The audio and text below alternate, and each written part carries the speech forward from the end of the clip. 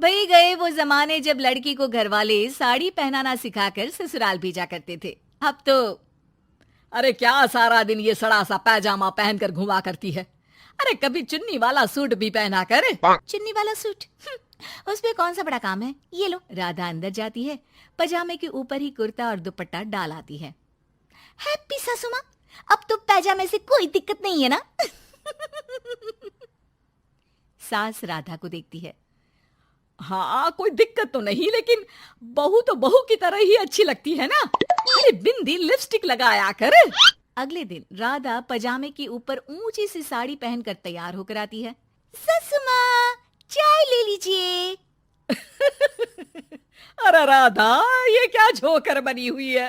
अरे साड़ी के नीचे से पजामा दिख रहा है। अरे तो कोई बात नहीं है ना ससु माँ, आप ही को तो बहू ऐसी चाहिए थी ना, बहू जैसी। अब मैं क्या करती। तभी वहां श्याम आ जाता है। अरे राधा, माँ के कहने का मतलब है कि साड़ी मतलब सिर्फ साड़ी। आप भी ना पागल हो गए हैं क्या। सिर्फ साड़ी तो सत्यम शिवम सुंदरम की जिन्नत अमान ने पहनी थी। अरे लोग देखते तो थे जी भर भर के, लेकिन आंखें बंद करके। कैसी बातें कर रहे हैं आप। अरे मोहल्ले वाले क्या कहेंगे ना। अरे बस बस श्याम, तू चुप हो जा। ये औरतों के बीच में मत बोला कर। वैसे भी तेरी बीवी को पढ़ाई लिखाई के सिवा आता क्या है। कल को सिर्फ साड़ी पहनकर निकल आई ना बाबा ना, हंगामा हो जाएगा। अरे बहू, वो कहना ये चाह रहा था कि नीचे ये तू जो पजामा सजा लेती है ना, वो नहीं पहनना है ना। राधा सास की बात सुनकर परेशान सी हो जाती है। वो समझ नहीं पाती कि उसे क्या करना है। मैं कैसे इन लोगों को समझाऊं कि मैंने बचपन से ही सिर्फ पैजामे ही पहने। मेरी शादी के दिन भी लहंगे के नीचे पजामा ही तो था। अरे किसी को पजामे से क्या दिक्कत हो सकती है। क्या करूं मैं। राधा रोने लगती है, जिसे उसका पति देख लेता है। अरे अरे मेरी प्यारी राधा, रो क्यों रही हो। अच्छा चलो, शाम को तुम्हें घुमाने लेकर चलता हूँ, और इतना ही नहीं, मैं तुम्हें शॉपिंग भी करवाऊंगा। राधा ये सुनकर खुश हो जाती है। ओह, आइसक्रीम के साथ शॉपिंग, वाह। मैं भी लिस्ट बना लेती हूँ कि क्या क्या लेना है मुझे। बस फिर क्या था, राधा बैठ जाती है लिस्ट बनाने। माँ देख, तेरी सारी समस्या का मैंने समाधान कर दिया। अरे ऐसा क्या कर दिया, पजामे वाली को छोड़ दिया क्या तूने। अरे कैसी बात कर रही हो माँ, पजामे वाली नहीं, राधा नाम है उसका। तभी डोरबेल बजती है और पड़ोस की चाची घर आती है। उनके हाथ में एक पजामा होता है। अरे मैंने सोचा कि ये कपड़ा सड़क पर गिरा था, किसी ने सुखाने डाला होगा। अब ना ये पेटीकोट जैसा था, ना ही पतलून जैसा। तभी मैं समझ गई ये राधा बहू का पजामा होगा। तो पहनती है ना ये। अरे चाहे पार्टी वेयर हो या फिर घर का कपड़ा, तुम्हारे बेटे की शादी के एल्बम देख रही थी, बहू ने तो लहंगे के नीचे भी पजामा पहना था। ठीक है चाची, दे दिया ना पजामा। अब पजामा पुराण मत सुनाओ, चली जाओ। चाचा जी के खांसने की आवाज आ रही है, जाकर पानी दे आओ उन्हें। अरे हाँ हाँ, जोरू का गुलाम जा रही हूँ मैं। चाची के जाने के बाद, अरे अड़ोस पड़ोस वालों को बोलकर क्या फायदा होगा बेटा। अब तो घर मशहूर हो जाना ही है पजामे वाली बहू के नाम से। तभी वहां ससुर आ जाते हैं। अरे वो पीछे वाले घर के शर्मा जी ने तो घर के पोस्टल एड्रेस में यही लिखना शुरू कर दिया है, पजामे वाली बहू के घर के पीछे गली नंबर 7। अरे बस बस, आ गए तुम। दुकान आज जल्दी बंद कर दी।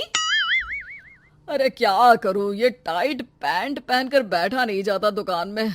ज्यादा देर हुई तो थोड़ी देर पीठ सीधी करने घर चला आया। वैसे आज माँ बेटा साथ में क्या बातें कर रहे हैं। हाँ अरे हाँ, बातों से याद आया। बोल रहा है कि पजामे वाली प्रॉब्लम का सलूशन ढूंढ लाया है। जरा बता दो बेटा, क्या समाधान निकाला है। वो मैं ना माँ आज राधा को शॉपिंग के लिए ले जा रहा हूँ।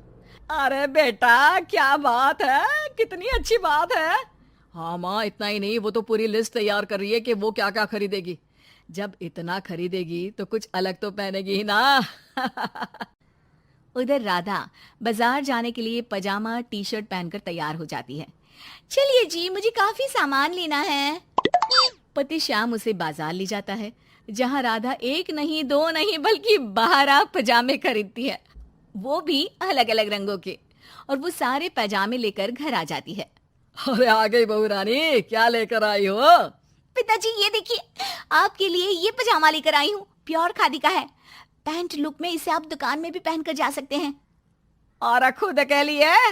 ये 12 पजामे, हर रंग हर प्रिंट के।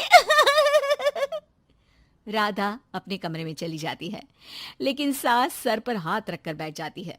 हाय रे फूटी किस्मत, भाग्य में साफ सुथरी सजी धजी बहू दिखना लिखाई नहीं है तो क्या किया जा सकता है। अरे बाजार गई भी तो क्या लेकर आई ये सड़े पैजामे। राधा इस बार फिर सास का रोना सुन लेती है। मैं क्या करूं भगवान, साड़ी में डर लगता है कि कहीं फंस कर गिर न जाऊं। माँ जी को पजामे से नफरत है, लेकिन एक अच्छी बहू होने के नाते मैं अपना पहनावा माँ जी के लिए जरूर बदलने की कोशिश करूंगी। हाँ भगवान जी। अगले दिन राधा बिना पजामे वाली साड़ी पहनकर सास के पास खड़ी हो जाती है। हाय रे, सूरज आज कहाँ से निकला है? अरे राधा बहू ने साड़ी पहनी है, वो भी पजामे के बिना। अरे वाह वाह बहू, तू तो राजकुमारी लग रही है। अरे लेकिन एक जगह खड़ी क्यों है?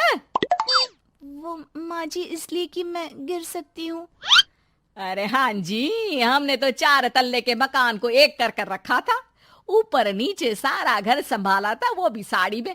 अरे कैसे गिरेगी तू, मैं भी तो देखती हूँ। जा छत से कपड़े लेकर आ। ना माँ जी, मुझसे नहीं होगा, मैं गिर जाऊंगी साड़ी में फंसकर। लेकिन सास नहीं मानती और राधा को साड़ी पहनकर छत पर जाना पड़ता है। लेकिन जैसे ही वो सारे सूखे कपड़े लेकर उतर रही होती है तो सीढ़ियों से गिर जाती है। फिर क्या? ओह, इनको काफी गहरी चोट आई है, लगता नहीं कि... नहीं डॉक्टर साहब, ऐसा मत बोलिए। अरे सारी गलती मेरी है डॉक्टर साहब, मेरी बहू को बचा लीजिए। अरे हाँ, वो बच जाएंगी, लेकिन चोट भरने में देर लगेगी।